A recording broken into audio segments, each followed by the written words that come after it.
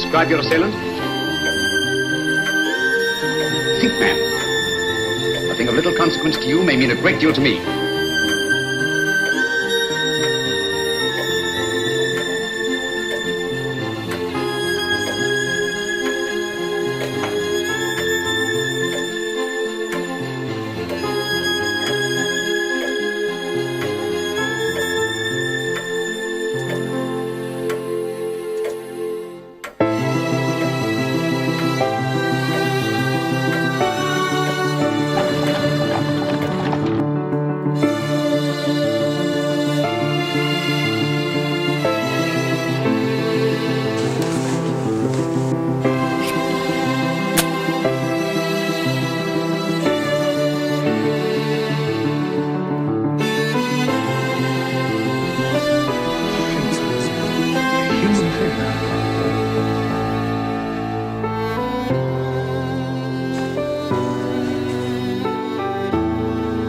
Come in. Oh, Dr. Watson, this came by hand from Mr. Holmes not 10 minutes ago. Thank you, Miss Johnson.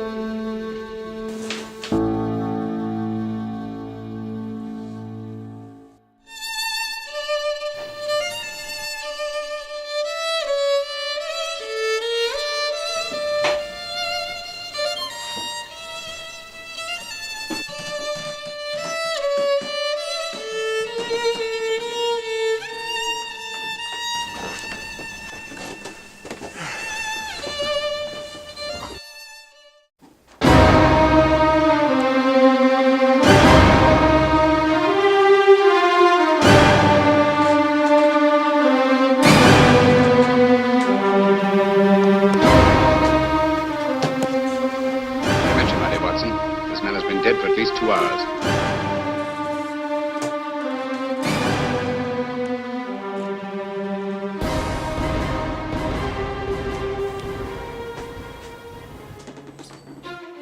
Found no marks of any kind on the body, Watson? No, none of any significance. Not even a scratch? Well, there was a small spot of blood on his neck, just a mere speck. That's what I was referring to.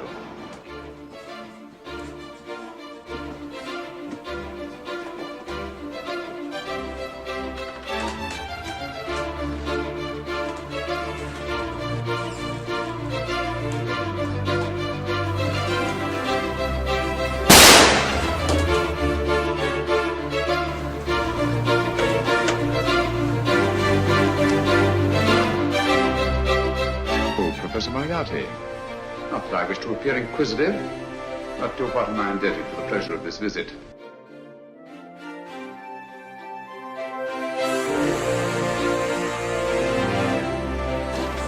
Good morning, ladies and gentlemen. Welcome to 221B Baker Street, the famous home of the great detective, Mr. Sherlock Holmes. Now, before we start, I do have to remind you that many of the objects in this room and the next room are genuine Victorian antiques, so please don't touch anything.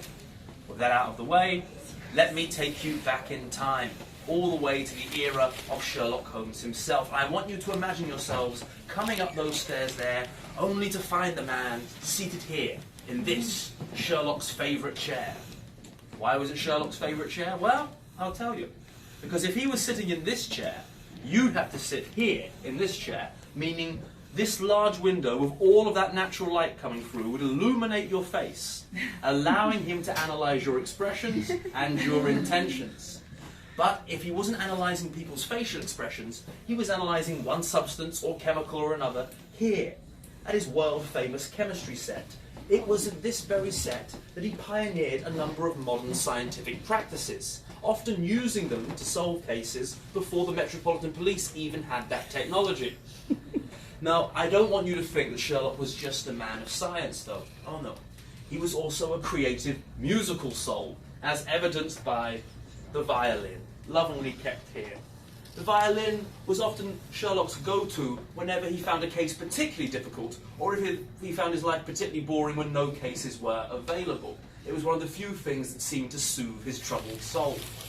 It's interesting that he had that love of music, though, because the only person to ever best the great detective in a battle of wits was herself, an opera singer.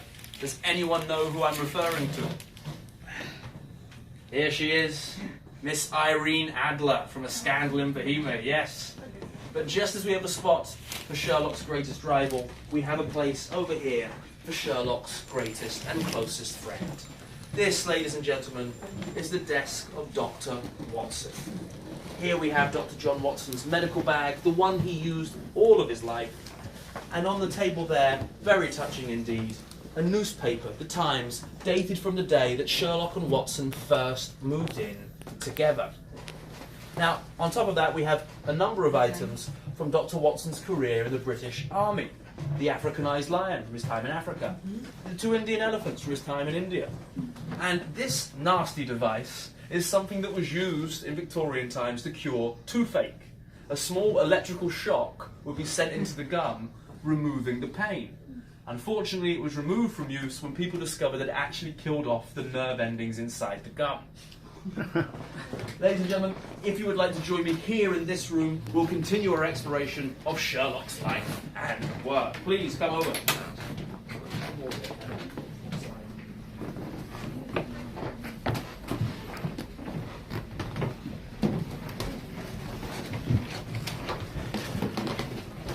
Please come outside, sir.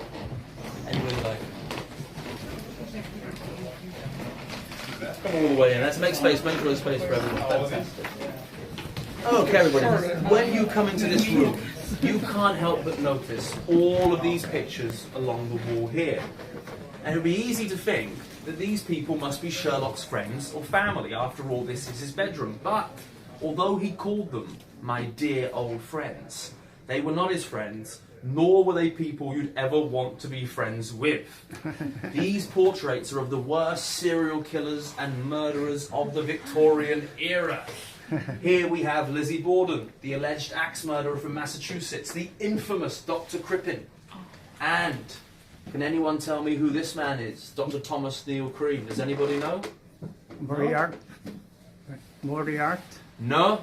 Not yet. Not yet. Moriarty was different. Good guess, nonetheless. You get there. Dr. Thomas Neil Cream was the Lambeth poisoner, a doctor who poisoned several of his patients in the late 1800s. But that's not why he's remembered, and that's not why he's on this wall. He's on this wall because on the day of his execution, with the rope around his neck and the trapdoor about to fall, he uttered the words, "I am Jack." People took that to mean that he was Jack the Ripper. But he wasn't. He wasn't. It was Jack. He wasn't even that. But a brief investigation showed that during at least 2 of the Ripper killings, Thomas Neil Cream was actually in prison in Chicago, so he couldn't have been the culprit. But if we look at what he's wearing in this picture, the top hat, the long black cloak, these items of clothing are still associated with the Ripper legend today. So whilst he didn't prove himself to be the Ripper, he left his mark on the legend anyway. But back to Sherlock. We find here the great detective's makeup kit. He was a master of disguise, and he would use this to alter the features of his face. He would often surprise Dr. Watson by changing his appearance before the doctor came home from work, often in giving him something of a fright when he thought a stranger was in his apartment. On the mantelpiece there, you'll find the Persian slipper. That's where Sherlock used to stuff his tobacco, in the toe. A habit that infuriated Dr. Watson, who was a man of health and hygiene and found it absolutely disgusting. If you turn around, ladies and gentlemen, on Sherlock's bed, you'll find the police kit, complete with truncheon, and the priest's hat from the Scandal in Bohemia case. Next to that, most importantly of all, I think, in a special preservation case, we have Sherlock's deerstalker. Now, although the deerstalker is now synonymous with Sherlock, he wouldn't have worn it very often, because the deerstalker is a hat to only be worn in the countryside. People don't tend to wear it in the city, and you'd look rather silly even then if you did. Thank you very much, ladies and gentlemen. If you have any questions, please feel free to ask. Otherwise, you can make your way to the second floor, to Dr. Watson's room, and Mrs. Hudson's room. Thank you very much.